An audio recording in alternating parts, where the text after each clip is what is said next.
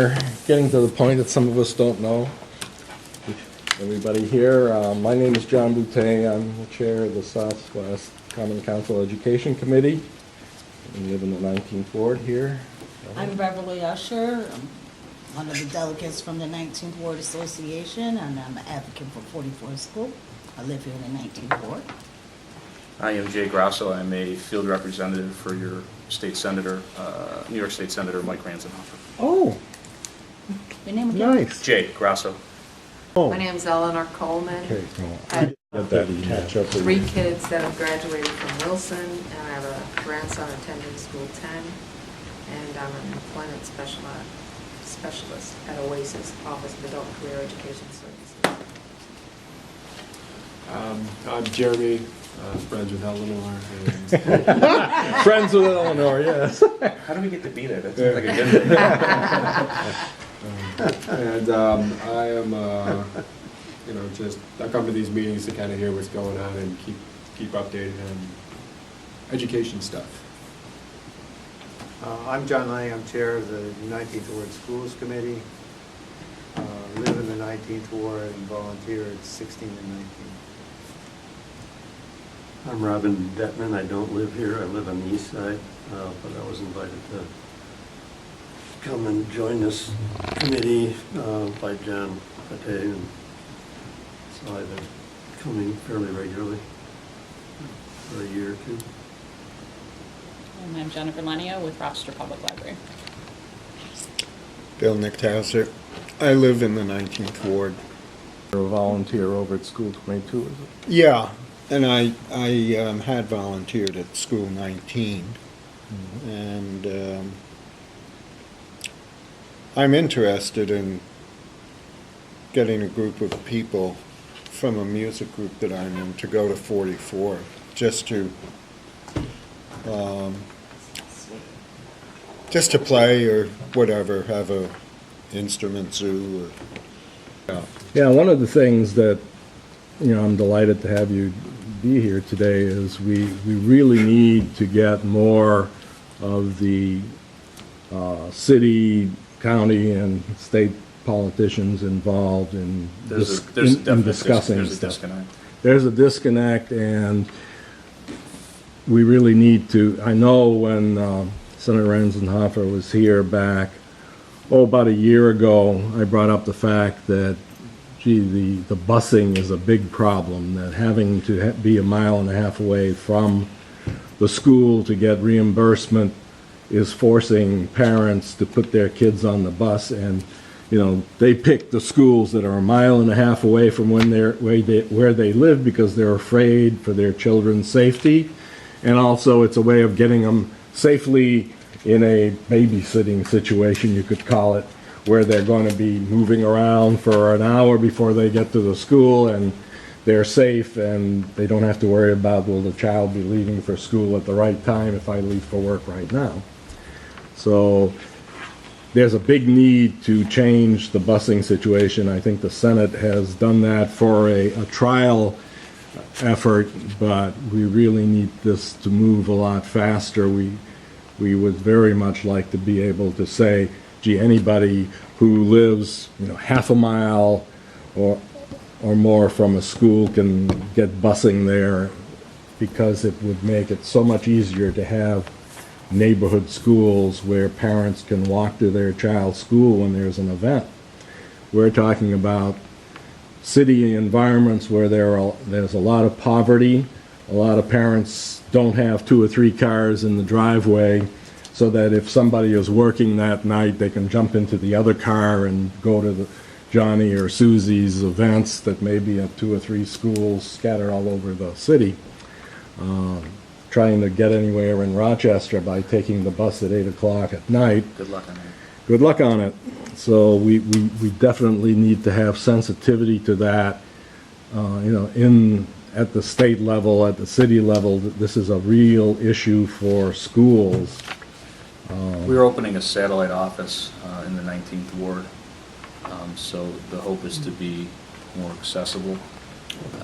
Because the district stretches, I don't know if familiar anybody is with the suburbs of Buffalo, which would be Amherst. Mm-hmm. We are Amherst, Akron, Clarence, Newstead, all of Genesee Lord. County, Batavia, Riga, Chili, and most of the southwest, then split with Roebuck and around the college, or Senator Roebuck, excuse me. So we're big, so the need for a satellite office has come up, and our feeling is to put it in the city, Oh, yeah. where it should be. And we've located space, and we'll be opening that. There'll be an announcement on that soon. Oh, great. Good. Is that the same geographical area as Louise Waters? No, the only overlap is Riga, Chili, I and see. the 19th ward. In Genesee County, it would be Congressman Collins, and that portion of Erie is Collins. So you have more of it. We are one of the longest geographical districts in the Senate, about 90 miles across. Luckily, I live just over the line in Leroy, so it's an easy ride on 490 for me. That's not easy, right, in today's world. Well, and I left early too. That's the scary thing. Yeah. No, it's the senator with redistricting. When we came in Monroe County, we realized it's a long distance. I go to a lot of meetings, whether it's JABA, whether it's meeting with the Sector 4 CDC people, and all the various meetings. Thurston, Brooks, Arnett. I go to all those, and my email and everything will be on that. A lot of times you won't get the senator because the district is so big. You will get me.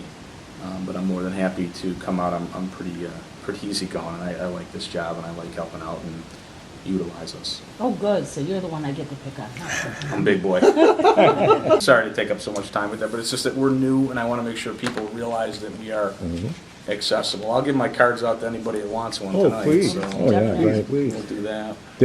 I know at the meeting we had at the Thurston Brooks Merchants Association, You guys were both there. there was talk about having it be perhaps a common office for Ranzenhofer and for, While it sounds wonderful to do it with Senator Roebuck, and we get along exceptionally well with his office, his district is essentially Greece, northeast part of the city, and that's it. so northeast And, makes and more like sense. Parma, and actually then you got the senator out of his seats in like Niagara Falls, and he comes in through like Clarkson and Sweden and Brockport. Senator Roebuck can be here at the drop of a hat. We can't. And from the Senate doing the way they do budgets and things like that, good lord, it's kind. I'd love it. And like Jake, who was there, me and Mr. Jake, we get along well. Right, He's a good man. Well, so you know how far we're at and what we're doing still with 44 schools, so we're really looking for your support with this and trying to get it out to your boss and everybody else up in there, anyone who will listen to you. Because we need strength in trying to keep these children stabilized. We don't want to have them shipped away. We don't want to bounce them from school to school. We want to let them grow and mature and stay in a stable climate where people who care and not have to worry about the stress factor of them closing down a grade every year on these children. What grades is School 44? So School 44 right now is pre-K through 6. But Where do they go after that? Students. It's, School, sometimes. wherever. And that's a choice? Yes, it's a choice. yeah, it's a choice right now. There had been once upon a time school that was Madison, did they call it Madison at the time? Yeah. but Wilson? what is Wilson? Madison. The new Madison. We still No, call no, it wait. James Madison School of Excellence. Yeah. Yeah. It was supposed to be a middle school for all of the 19th Ward schools. But then it, changes in, we've had a revolving door We've had a on bunch of different superintendents. different superintendents, and each one came in with a different view on how they were going to reshuffle the deck. And it's currently pre-K through high school. There's two schools there. K through high school. They've got pre-K. You They got had to pre-K, refit and the then entire you've got- school. And, The district is losing money, but they had to retrofit the entire school For- for pre-K from- butts. bathrooms and Mhm. water fountains, Pre-K. desks, chairs, and Yeah. Since Pre-K it's long, we didn't through want high that. school? Yeah, there's And we a high school specifically, the contingent there, I They went think. to school-based planning, and they specifically said that's Ignored not it. what we want. and I sometimes complain because where my kids go, one's graduating, is in college, but the two, it's a junior high, high school combination, and I think that's oftentimes too close with, a 7th grader with the 12th graders, and here I am complaining about that. I have nothing to complain about. Well, right now, we're just trying to keep some of our school structure, especially in the neighborhoods, because it's a shame that everyone has to be bussed around instead of getting their community support like we're trying to do here in the 19th Ward. Yeah. Has anybody written us a letter, like has written us a senator? What I would suggest to you is to write the senator a letter of support, ask CE a letter of support sure. for what you're looking to do. And that is not just for School 44, but that is for anything. If we don't, and if the address is on the, I will always recommend sending it to the district office. Sending it to Albany is like a black hole. Send it to the district office. If you want to CC me a copy, that's also fine. So I'm going to get it, but sometimes if I have a heads up, I can, talk about it initially. But any questions or concerns you're having, if you're looking for support, or even just to make us aware, send us a letter. We take the gentleman that is ahead of me that's in Buffalo takes education very seriously, as does the senator. His wife's an educator. We've fought very hard to make sure there's equitable funding for upstate and along those lines, because there's not right now. And if we don't know, How much sway does he have with the Department of Ed? he's on the Senate committee that oversees ed. So Great. Department of Ed is the Department of Ed, but the Senate and the Assembly hold the purse strings. So, but he is on that committee. Okay. So it's good to have your senator on that committee. Yeah. Yes, Something it like, is. Do they have power over the Department of Education? the purse. The purse strings. The purse yeah. strings. Oh, okay. They can, the Department of Ed, seeks their budget, and the budget is approved by what's negotiated between the Assembly, the Senate, and then the governor. And then that's how that happens. So yeah, in a way, yes. I mean, how much? Yeah. One of the issues with 44 that certainly hurt it is back a few years ago, we had this push for putting 7 and 8 in every elementary school in the city, if at all possible, and doing it even if it wasn't possible in some cases. And they added 7 and 8 to 44, which just adds more stress to any school that you suddenly have 7th and 8th graders. And we're talking about 7th and 8th graders that didn't necessarily grow up in that neighborhood. They're being bused from hither, thither, and yon. And you can remember what life was like in junior high. I have a 7th grader. She's You don't need any explanation. she's a handful. And this has been a problem for several of the schools in Rochester. We've got the same story from School 19, where I think it's being handled as well as it can be, but it just adds more stress to the school to suddenly have these older kids who have a whole new set of problems of reaching puberty, and It's a road I don't want to go down again. yeah. So that helped bring test scores down at 44, I'm sure. And then, of course, they have all these testings and this push to, if a school is a failing school, well, we should close it and reopen it. Or in the case of Rochester right now, there was a big push to close 5 schools because of declining numbers. And one of the big reasons for the declining numbers is the opening of charter schools. So we have that whole issue of charter schools versus public schools.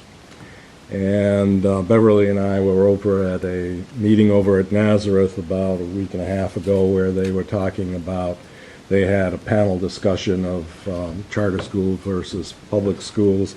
And one of the things that Dennis Francione, I think it is, who's the principal of Charter High School over on Hart Street, he was saying that, one of the big things that the charter schools try to do is to make sure they get plenty of parent involvement in the school, because that's key to having, effective performance for the kids. And that comes right back down to the whole busing question. But they're busing kids for charter schools also, so you run into the same problem that you may get a parent because they love to get their kids into a charter school because they think it's going to solve the problem. But if they can't get to the school because they don't have the transportation, you end up with the same problem, and perhaps worse, because the charter schools can just bump them out if they, aren't performing according to the rules that they've set up for the charter schools. So the whole question of trying to get back to neighborhood schools, I think, is very important. Whether we talk charter schools or public schools, we need to have things in the neighborhood where parents can be involved as much as possible. And there's a need to get a lot of city and county involvement also, so that the safety situation for kids walking to school is there, because that's one of the We big... see that at the meetings, when you go to these different community meetings, public safety is an enormous issue, and it's meeting after meeting after meeting, same thing after same thing after same thing. And everybody just wants their kids to be safe, their grandkids to be safe when they go to school. Sure. And we're hearing it over and over, and yet we still see a lack of certain things. So it's excellent, I think, that you're bringing that up, because everybody is talking about it at these meetings. It's the right thing to do. Yeah, some of it may be perception, because we're aware of things a lot more than we used to be, because Social media. social texting and media, whatnot. somebody has a fight on the other side of the city, and it's on YouTube. On YouTube. I look back on when I walked to the grade school. Grew up in central Massachusetts, but it was about 3/4 of a mile, half of which there was no sidewalk, and it was... Was it uphill both ways? No, it was just uphill. I'm sorry. Depends. On the way home, it was 4 uphill. feet of snow. No But- shoes. But boy, when I think of some of the characters we had, especially the teenagers that were driving through these country roads like there's no tomorrow, and you don't have a sidewalk, and Well, you're... just driving here, Yeah. There's people crossing and walking and. Oh, and not looking. especially now, Well, they're there's side by walking side in the turn middle of law. the street. Well, the reality is like now in the 19th ward, we're trying to keep everything as stable as possible for our children. Our crime rate seems to be decreasing, but at the same time, our children are being displaced in the schools. See, our system is saying, go to these charter schools, but if you can't keep up with what's going on in the charter schools, you'll bump back into the city schools, but you're closing the city schools, and then you're closing the neighborhood schools, so where are you left? And that's why the charter schools have such great grades in their school, because they're keeping the cream of the crop and throwing back the rest of the city schools, and that means our grade scores are going down. Is 44th closing, what is the process? Is there a hearing process? Is there public forums? What do they do? There's part of there's a whole facilities modernization plan. It's got a couple phases to it. And the first phase was started probably 3 years ago. And the second phase was funded in the last sessions of the legislature. And it was finally signed by Cuomo around December time. But That's in- just a study, or is it actual No, that- funds? No, to- That's funds funds to do for the work. phase 2. So, in phase 1, a number of schools were refurbished, and there was also a plan at that time of which buildings to close. And I think there was something like 5 to be closed altogether, of which I think at least 3 have been closed, and leaving a couple out. And so, when it first was presented, School 16, which is on Bush Avenue, it's sort of more central to the 19th ward, or at least to some of us who live close to it. It got closed, and kids were moved to another school over on the other side of the city. So they all get bused over there. And it was also in that one, it was going to close School 10, which is also in the 19th ward, and 44. So we played whack-a-mole, actually, for a while, and protested against 16 being closed, got that decision reversed, protested about School 10 being closed, got that one reversed, and ran out of whack-a-mole money, I think. And energy, because... Well, there's only so much, there's only so many hours in the day. Yeah. But the...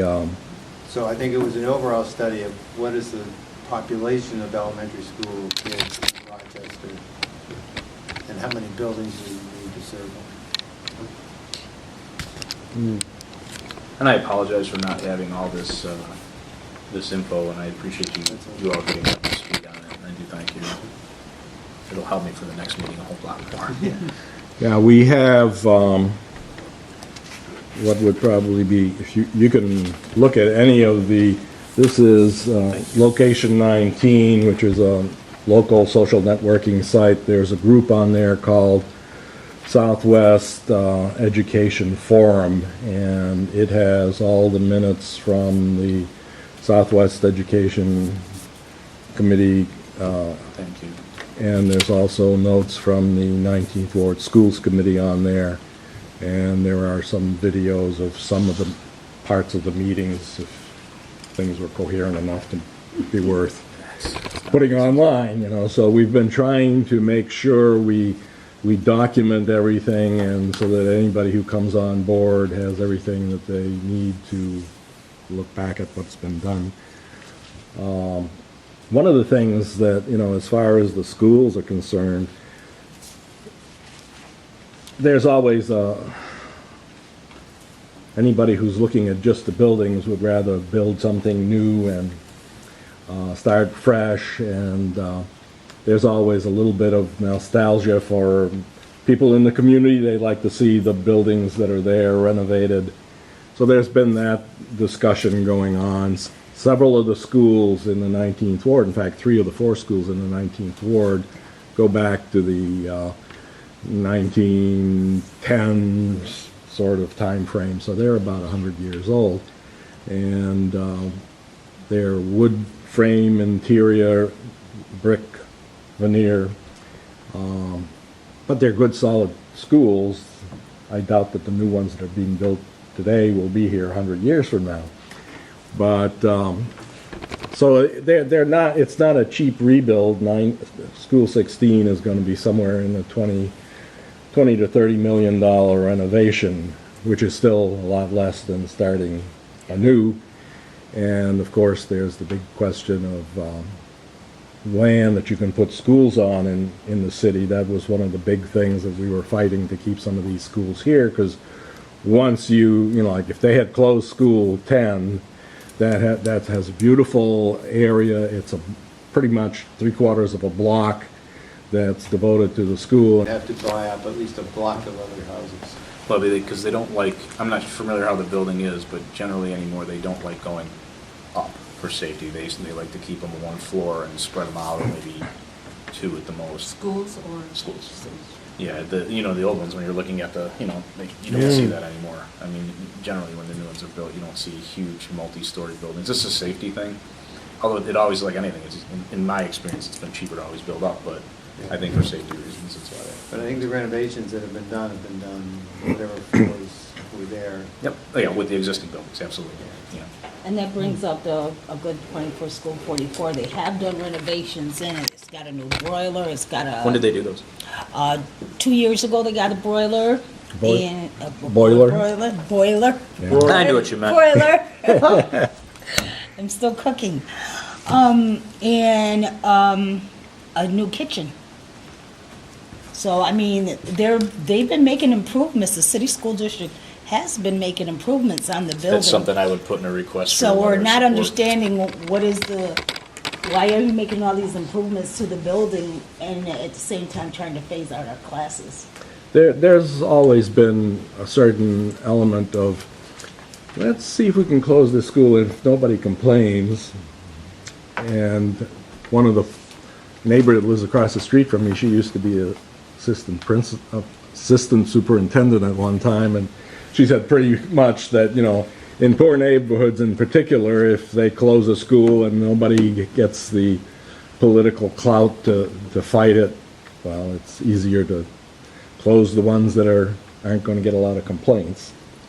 And 44 is, when we fought and got 16 kept open and then concentrated on 10.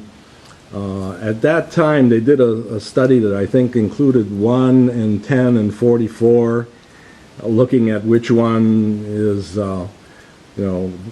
more appropriate to close. All 3 of them are wood frame, interior, brick veneer. School 1 is in a neighborhood that has very few children. I think there's less than a dozen kids from the neighborhood that attend School 1. One that attends School 1. 2 years ago, that's one kid. And it's a school that if you're doing busing is great, but it's in a place where the community aged in place and there aren't any kids there. Beautiful campus, it's up in Cobb's Hill area. School 10, used to be School 37, is right in the middle of a very densely populated area. Good size lot. Building is, it needs renovation. School 44, the building is probably in a little better shape than 10, but it's very small lot, which is one of the big things going against it. But again, it's in an area that if you're talking about walking to school, which I think is a big thing for getting back to decent schools, you need a school somewhere in that area. Because 16 is right in the center of the 19th Ward. You got 44 that's up in the northwest. We've got 10 that's in the south. And we've got 29 that's over by St. Mary's Hospital there. That caters mostly to the disabled. I think that one might be. Is that what street is that? Kirkland. Kirkland. I'm trying to think if it's ours or Roebuck's. I think it may be ours. I'm trying to, It's on this side of Genesee Street. Then it's ours. Wow. We could actually send you a map that has. That would be where the schools wonderful. are on. It'd be, because it's the way the district is set up, like you can be coming in on Shiloh Ave and you hit like where St. Mary's or Unity, whatever it is, the corner of Genesee there, then once you turn onto Genesee is Roebuck's. You go down a quarter mile and it becomes us. And then there's some areas of the district where one side of the street is us, one side of the street is Senator Roebuck, and but I mean, we run almost all of Jefferson, all of Arnett, most of Brooks, Thurston, we're 29 is South like- Plymouth, we're big. I mean, 29 we're- is like right behind St. Mary's Hospital. if it's behind it on that side, that's us. Well, actually, I know it is because I had a gentleman in the office verify it for me today before I came here to make sure. Yeah, so you've got like Wilson High School, but not. Yep, we knew it was. Other Wilson. We find that we don't, I don't know if there's a disconnect with our office because we're new, or if there's just a disconnect with the state senate in general, but we find that oftentimes we're not invited to things, and we're used to going to everything, especially when the district was basically, it was always suburban and rural, and suburban invites you to everything, the parents are involved. Rural is kind of the same, although we have a lot of rural poor within the district. And urban is a new environment for us. I don't know if people just aren't familiar with us, but so if you're involved with different organizations and things throughout the 19th Ward or generally in the Southwest, invite us. We need to be there. We can't help. In fact, if we're a not meeting there. that you may want to put on your list is tomorrow, same place, a half hour earlier is the Southwest Common Council, the parent organization that this education So committee there's is part of. How is it? Okay. How are we broken down here? Okay, Help the me out. 19th Ward is about half of Southwest Rochester. And then we've got Swan, Kotz, Plex, Neighborhoods United, Susan B. Anthony, and, Cornhill is supposed Corn to be Hill, not yeah. ours, but they Yeah, that's still want nice. to be. yeah.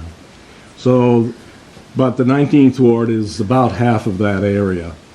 And these neighborhoods are set up the Southwest Common Council some years back. Eleanor's been involved with that since time immemorial. Really like Willie Lightfoot was one of the folks that helped form that, and it's kind of a parent organization to all these neighborhood groups, and they had an education committee at one time, I guess, and it was when School 16 got closed here that we looked around for where can we find a parent organization to help us get back up and running so we have some clout to fight the district with. And Southwest Common Council reinvigorated their education committee, and then a few months later the 19th Ward Community Association started their schools committee. back active again. It was there on the books, but nobody had been doing anything. You know how it goes. If there isn't an issue, it's hard to keep people involved. There's only so much time, people are busy, they work, they have kids. Sure. You know, it's hard. Since you want to be invited to things, April 18th.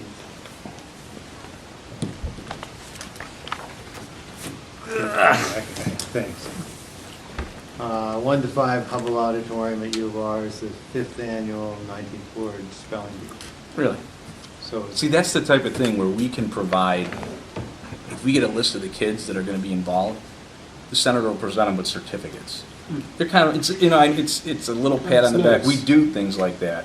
And it's, when the high school graduates, people, you know, let us know who you're, and we reach out to the school, sometimes they don't reach back. Who's your valedictorian? We'll introduce a resolution on the floor of the Senate with the local assemblyman, so it's right into the minutes, and the kids get it nice. It's the way it should be. And to recognize these kids for That's right. their work, to show them what they're doing in school has value. And it's, you know, we'll play our part, but if people let us know, we're more than happy. We present, now some of the districts, every student that graduates, we provide a certificate to, if the school wants it.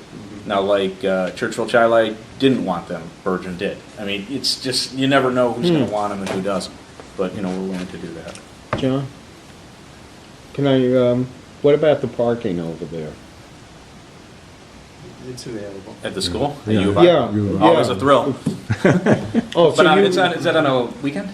Yeah, it's a It's a Saturday. Saturday. oh, so Well, there's, last year, though, there was something going on at the chapel, Interfaith Chapel, at about the same I time. mean, if it's on a Saturday or Sunday, you're probably okay. The weekday, good There's lord. parking on the back row, Trustee Boulevard, or whatever it's called. okay, well, that's good then, that it isn't, Yeah. you know. But it's schools 16, 10, 44, That's awesome. 29, I'm good, we'll 19. put you on the next PTO's mailing list too. But that's it. I mean, we're never going to be able to make it to everything, but we try. I mean, I go to a lot Get you of up there. meetings. You have no Yeah. idea. So, What you one of do. the things that I send out is the Southwest Community Roundtable notices, and people tend to send me things that are going on, If you could, and then I pump them out. if you and could I'll pump put that you out on to it. me, did I give you one? You probably have me on here. Yeah, I'm gonna use this Jay Use the Grasso. Gmail one, because my Senate one gets spammed. The one for the senator, that's fine. And you want, actually send it to my Gmail and the senators, the Ranzenhofer one, because then I know that it goes into the system in Albany. And then it's also, it's just a way to make sure we get a lot of invites and we get a lot of mail. And it'd be nice if it's done that way, then I know we're getting all the invites and all the things that are going on. Yeah, and one, Guess I'll see you on the 26th at the round table, huh? Helena? I don't think there's gonna be a roundtable this month. You don't think it's gonna be there? No, no, Dr. Strickland is in Florida, Mhm. and the school hasn't done a good job of keeping it going. So I'm keeping the email distribution list going, but they've just been overwhelmed with so many other things that, that's been on the back burner. Okay, can you send me something put on that, please? Yeah. Thank you. Yeah, I'll send a notice out. Yeah, one of the things that's been a big issue with a lot of the schools is the push to testing for, you know, Common Core has certainly caused some ripples in the time-space continuum, but the big thing really is how much do we put into these high-stake testing that we do for kids, and Senator's currently, well, his position is against that. Thank you. We actually campaigned on it. I like him already. The goal is to, what I will try and do is to make sure that I can, at times, bring him to meetings like this. It's just hard. Well, he's in Albany right now, so it's even Sure. harder. Do you I mean- cards? I got it right here. I mean, good, people have to yes. realize how Thank hard you. it is for these children, especially when the biggest thing is their stability is at school. To now be stuck with a curriculum that you have to competitively compete with against each other and with each other to try to be normal, instead of just getting your education and enjoying school and making the best of the situation. Because a lot of these kids we were saying not having, they have like one single parents or parents who are trying to work 2, 3 jobs. A lot of them, the only stability they have is our neighborhood schools, you know? It's hard to have them sitting up here trying to do all this competitive work with charter schools with this Common Core. So that's another thing, we're trying to just get back to the basics with Yeah. the, just, Recently, School. Beverly over at 44 was looking at, try to make sure that you don't throw the extra lunches away. Because Still a waiting lot for of the the kids in the city schools, when they say they're from poverty, they really they may only get what they get at school that day. Hasn't that been documented? Don't they It's know insane. we're from poverty? Oh, sure. yeah, and see, I've been contacting the guy think it was for a in the- shared table, but I haven't heard back from him yet, so. Yeah, Just keep well, trying. because part of the problem is my mother ran a school food service program for 20 years, and a lot of rules. And if you take the government's money for the free and reduced lunches, you will follow their caloric intake, you will follow the fat guidelines, you will follow a lot of rules. And unfortunately, the rules, I think, don't put this on, I think they clamp down so hard, and it's so, a friend of mine runs a security in Churchville, I sometimes will work basketball games. And you'll go in and you'll be there in the day, sometimes you see the waste of the food and you want to cry. It's so hard to watch that. And the children need it. They And they can need take it. their food and they Is can there go anything- home and don't have to worry about Is there anything stuff. like, over the weekends where any programs where, I know a lot of areas have like backpack programs where food goes home with kids. Are we seeing that Yeah, here? there are It's done in backpack 3 programs. schools, It's good. 229 Food Link, right? and 16. I know Food League will provide food to some of that, but a lot of that is, I think Well, they do no, you backpacks, need too. an organization, because I do. because you gotta be a 501c3, you gotta be a charitable organization Yeah. to do it. Because I sat on a board of one, and we did it, and it started small, and boy, did it grow. And you partner with Food Link. Food League was a partner. God, who was the other partner?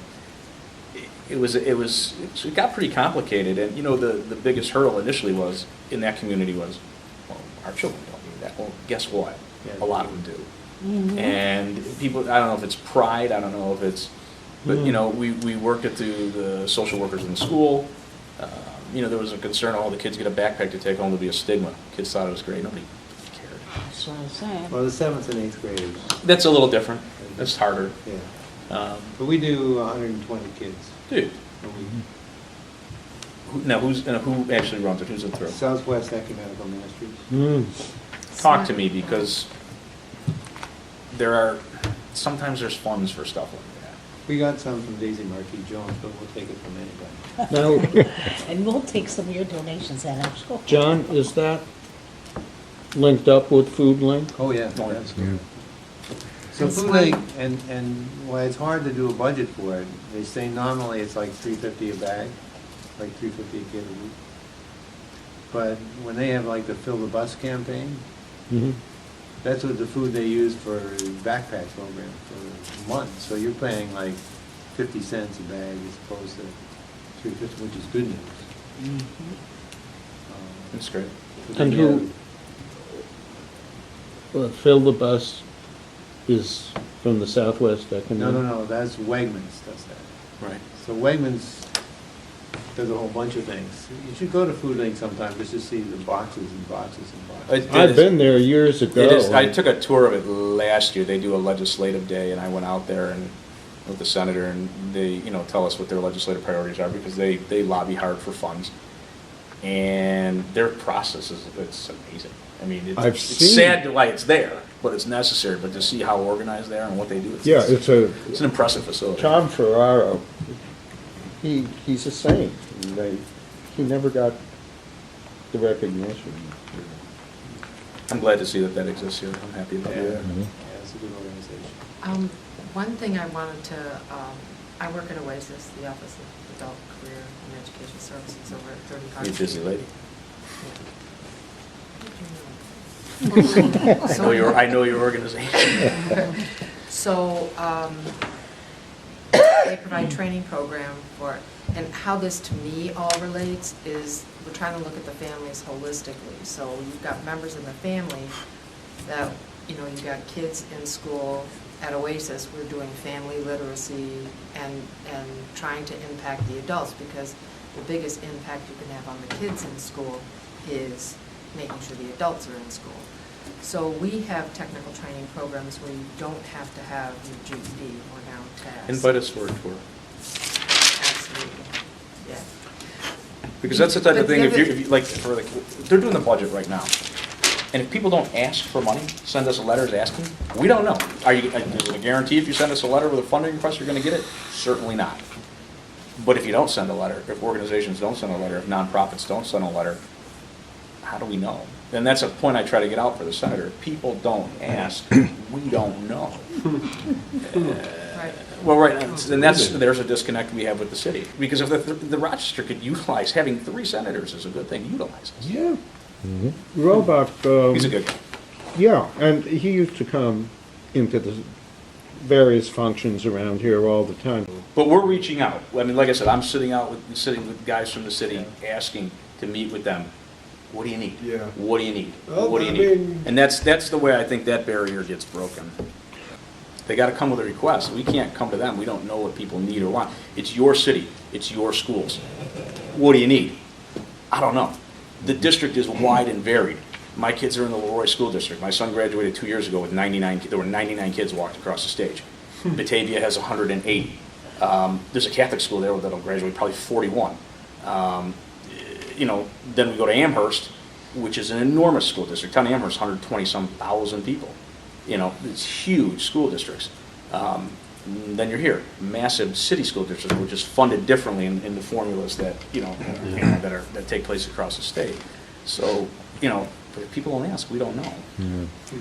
The question I wanted to ask about GEDs, like so many jobs require it, and what I've noticed since working at Oasis is that after a 6-month training program, and I know our culinary person is talking with the administration at the U of R and addressing this, but after 6 months in a culinary program, you're pretty skilled when it comes to just going into an entry-level food service Sous job. chef. Do you really need to have the GED? And they're still working on it, but they don't have it yet. Is anybody see, that's the first I would have heard of that. If nobody's lobbying us for that, Okay, that's, have no idea. okay, so that is something we could lobby for. what I would suggest is you write a letter. This is what we're looking to do. This is why, this, in our opinion, this is why the GED is not necessary for this person who now has a trade. Because some people can go out and get a welding trade and don't necessarily have a GED. But if the GED is a requirement to go through the program or complete the program successfully, maybe it doesn't need to be. But if I don't know, I can't Okay. pass it along to my boss to lobby. You gotta tell us why that's a good thing not to have that. Convince us. But my suggestion is not only write a letter, invite the senator out. Yeah, he's got to see the. And if he can't see it, at least invite me, because you see I'm taking all these notes here. Yeah. I write like a memo, it goes to the chief of staff, and he reads everything. So everything goes to the senator. So he Those will guys are see. good. He's Okay. efficient. He was a county legislator for 20 years. Heck, I was a county legislator in Genesee County for 6 years. We know that the routine, it's constituent driven. Are we ever going to win the election in the 19th ward? Probably not, okay? But that doesn't stop me from being here 3 days a week and from being here at 7 o'clock at night. He views his constituents as his constituents. Party, doesn't matter. Yeah, election time, we run our races, of course. But you'll find if you call our office, call John D'Amato over Sector 4 CDC and see, we're there, we're responsive, we're going to do, it's easy to make the big promises, but if you look at the agendas and you look at the minutes of meetings, we're there. And now we're finally starting to see requests for funding. We're finally starting to see some action from this, from the city of, well, why don't we sit down and meet? And it's the way it should be. I can't, issues of poverty, issues of, nobody can solve all that on their own, and nobody's going to solve it overnight. And I don't know if some of it can ever be solved, but you got to try. I talk a lot, I'm sorry. Well, it's good to hear. Yeah. One of the things I wanted to touch base on, we talked a little bit about it before you got here, but, one of the issues that a lot of kids in the city school district are facing is that there are a lot of members of their family who have been incarcerated at some point, who have a felony on their record, and we really need to be looking at changing the attitude we have towards people who run afoul of the law. You're starting to see some of that under certain drug crimes now can be sealed. Not expunged altogether, but don't have to necessarily put them on certain applications for certain things. It goes back to the Rockefeller drug law things. And some of that has gone away. Once again, another thing, the organizations have to send a letter saying, look, this is how these laws and how these, people with the felony records, how it's affecting children within this school district. Sure. These are our suggestions for what we can do. Is he a fairly tough on crime guy? Yeah. I'm not going to say he isn't. Is he reasonable? Yes. Is he a defense attorney? Yes, he is. So he sees both sides of it. The senator is an attorney. He's at a law firm for 35 years. He's a successful attorney, small firm. So he's seeing different things. And I think, unfortunately, in some of the communities here, a lot of people have that arrest record, have that felony conviction, and at the end of the day, if somebody can't work, they turn to other means. Yeah. And Everybody's got to survive. you got to eat, and that's just the reality of it all. And people are going to do whatever they got to do to feed their kids, and I get that. The senator gets that. So how do you create economic opportunity for people in general? People in education, it's tough. People with felony conviction, good God, But there used to be under the organizations, businesses got tax breaks for hiring paroled individuals. That legislation, to the best of my knowledge, has lapsed. I don't think anybody's brought it back up. Probably something that should come back. There's many successful people out there that made a mistake, and maybe with the right opportunity and the right training, and maybe sometimes the felony knocks you out of just even applying for certain things. I was out. We also are involved with the AQE Metro Justice Education Committee. Were they at the big 19th, they had a table, what meeting was that, where the tables were at? At the high school, it wasn't. At Wilson High School, yeah, that was the, Okay. yeah. I signed their sheet, I got an invitation, but it was confusing because they wanted us to be a volunteer. Okay. And I You're tried, one of those- we tried to tell them, we want to be part of the organization. We want to be yeah. a part Mhm. and be invited to the meetings, and if you have funding requests or legislative priorities, we would like to know that. Will we support them all? We may not, probably not. We're going to support some of them, I'm sure we will, convince us. But it was, you had to be a volunteer, we can't, legally we can't, I Yeah. can't, like if you ask me to volunteer, sure, can I show up at your fundraiser? Absolutely I can. Am I going to tack stuff to the wall and maybe hang out at a booth and serve some punch and maybe, yeah I will. Can I officially be a volunteer? I cannot. Well, John can let them know. Yeah. So if you'd let them know I'll that, get that because they back to them. emailed me directly, and in our office, there was a big tussle over that, of whether we could even attend that, because it was strictly for volunteers. I think maybe it's just a miscommunication. Yeah. There's got to be a way, I mean, look, I'm not a veteran, but I'm a member of the American Legion in Leroy, as a, what do you call it, a civilian service, they call it whatever they call it, but I'm still a member. Do I support the organization? Yeah. Can I volunteer for them? No, I cannot. Yours likes that. Infrastructure and job creation and education, he likes. Well, the thought of the Ask him to put money in a museum, aquaponics don't was ask. to start someplace in the city, I love that idea.